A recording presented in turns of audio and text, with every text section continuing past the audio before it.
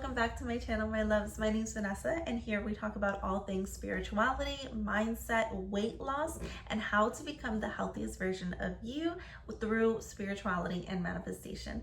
I've been able to lose over 60, now 70 almost pounds, and the weight continues to fall off, and I'm not really trying. This is just who I am as a person now. So if this is something that you want to accomplish for yourself, nothing about what I did was unique or difficult at all, and I lay it all out for you here on this channel. So make sure you're subscribed and follow me over on TikTok if you haven't already, because I post about this stuff every single day. So if you know me, you know that I love to tie in the energetic root cause of weight gain in the first place. I talk about self-concept, I talk about energetic cords.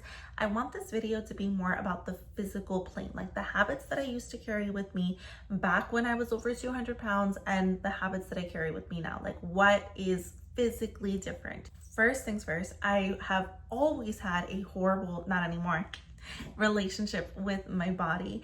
I watched my mom yo-yo diet. I watched my mom struggle with her self-image and her self-worth, and that trickled onto me. So I knew that I had a really bad relationship with food, with my body, and I was constantly on a diet. Always my life. I did the keto and the carnivore and the vegan. I mean, I did everything in order to feel comfortable in my skin. It was never sustainable, ever sustainable, because diets are just another form of resistance. You are telling the universe, I don't have this thing, therefore I am trying to get this thing. And the universe is like, that's not how it works. A few different things offbeat that are significantly different is food was kind of like my hobby. Food used to be like my go-to. Like if there was a celebration going on, if there was like any occasion, like the weekend, anything at all, food was involved, and not just moderation. It was always like a binge fest. Like we used to go, because I used to work for Disney, and we used to have coupons like around the holiday time, and it was like 40-50% off, like signature dining. I was up in that bitch. I was in there all the time. Like it was an outing, it was an event, like it was a cool thing. But I was hitting these buffets, all you can eat, like once a week, okay? And it was completely out of control. Food was really like my personality and my hobby, and that is not something that was able to come with me in the new body that I exist in now. So I had to find other things to celebrate, to indulge in, and I actually don't really go out to eat anymore as much. I still do. I love going out to eat. It's fun, but it's not to the point where I am binging. Like a buffet to me doesn't seem as fun as like going to a more high-end, healthier option, like really good food kind of place. That's where my vibration is now, versus before it would just be like, what can I get in my mouth? What's on the dessert table? What's going on?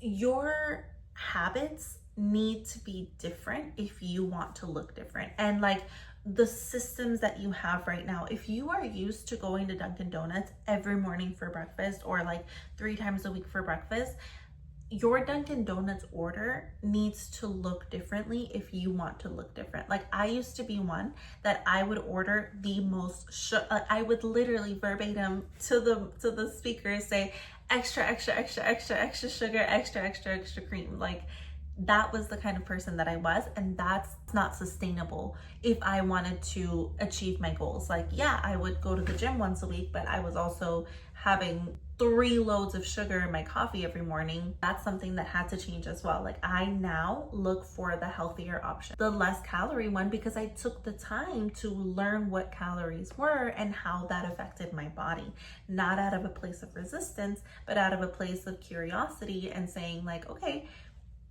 what does this look like on a day-to-day basis? What can this look like for me? So that's something that also needed to go. Like your day-to-day Chipotle orders and stuff, and like McDonald's orders, like that can look differently, and you can still enjoy those things without restriction, just finding alternatives. So that covers pretty much the food aspect. Like, yeah, you need a new hobby. You need a new hobby. You need something to occupy your time. Like, it doesn't have to be food. And again, refer back to all of my other content tells you why you reach for food out of an emotional place. So definitely look into the energetics, because this stuff is foundational, and the root causes, your belief systems. This is what I talk about, but I'm keeping this video on a physical plane. So let's get into the movement aspect of it. My relationship with movement was never good. I'm an artsy girl. So I was never into sports. I rejected all things conventional in that way. Like I hated PE. I was the one who would like sit out on the bench during PE and draw. Like, not my thing growing up. It was lame. It was like, sports, ew, right? That was my perspective growing up. And then as an adult, I shifted the perspective to something that needs to be hard. Like, that's what I thought exercise had to be. And if I was still walking the next day, I didn't do it right. That was the perspective that I had. And so that's what I would push myself to do on the days where I felt guilty enough to actually move my body. So notice that there was no habit, there was no daily routine, there was no consistency. It was just like, oh my God, I looked in the mirror and I didn't like what I saw. So I joined the gym and I went for a week, and then I didn't see any results, so I stopped. Like, that was the mindset back then. I felt that I lacked discipline. I felt that I lacked willpower. But all in all, it had nothing to do with that. It was just my emotional like where I was at vibrationally. And again, these limiting belief systems that tell you exercise needs to be hard, that tell you that you need to work hard in order to lose weight, and that you're not good enough the way that you are. Like, these were the stories playing in the back of my head at this time. College, I think, was when I was at my fittest. I was lifting pretty consistently. I was going to the gym pretty consistently, and I was vegan at the time. But again, everything, like, there was still, no matter what I looked like, and I looked really good during college, but I didn't allow myself to accept that. I didn't allow myself to actually feel good in my body at the time, and so that just manifested more weight gain. If you didn't do it correctly, if you're not sore the next day. That was the mentality back then. Now I understand, and the bulk of my weight loss came when I allowed myself to be and just implement these small daily habits that I have consistently. On a day-to-day basis, I'm sore in a really good way. Like, I feel toned, my abs are engaged all the time. Like, my body just feels really good. And what I do now is my daily walks, and I'll add in a few runs throughout the week if I feel like it, and I do my daily Pilates. That is one thing that, like, I will not miss, because I fucking love it. And that is also different from past me, because now I actually really love my workouts and I look forward to them, and they feel good in my body, and it's like a nice like stretch and tone. Like, I've learned that exercise does not equal punishment, and you can actually find things that you enjoy, and by finding things that you enjoy, that is how you are calling in your dream body. Like, through the enjoyment, through the process of like reveling in the miraculous things that your body is capable of. That's where the magic lies, not in the I have to go to the gym, ugh, If you're not a gym girly, don't go to the gym. I love my at-home Pilates. Like, that's my deal. It can feel good, and I can take it slow. That was a huge deal as well. Like, every time I would start a new fitness journey or whatever, I would try to go from 0 to 100. I would try to like, okay, this is the week where I go 5 days a week, but I hadn't gone to the gym in like 5 months, you know what I mean? So like, every January 1st, this is my goal, right? I wouldn't be able to show up for myself, because it was from 0 to 100. This time around, I took it slow. I took it super, super slow. I started with breathing exercises on YouTube. I started with like walks, and then I incorporated the runs, then I incorporated Pilates. Like, then I got harder and stronger, and like, I was able to really feel where my body was at and honor every single portion of that. Okay, a few habits that I keep up with day to day. I love my walks, I love my Pilates. I eat intuitively. Like, I don't count my calories anymore, but I did have to learn about them. I learned about them, and now I don't count my calories. So if you're starting out on this, I definitely recommend, like, the first 3 days of this, count your calories. Don't try to hit a goal. Okay, just out of curiosity, see where you are.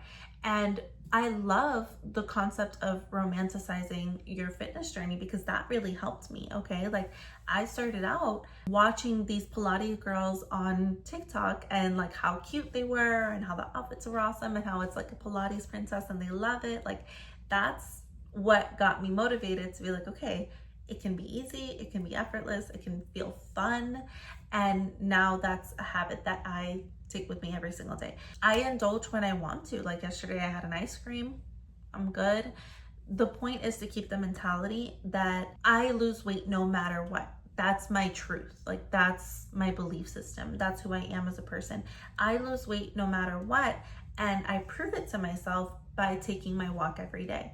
I prove it to myself by doing Pilates every day. I prove it to myself by always choosing the healthier option when it's available to me. I'm almost down 70 pounds, which is awesome. And this is after my second baby. So if I can do it, you can do it.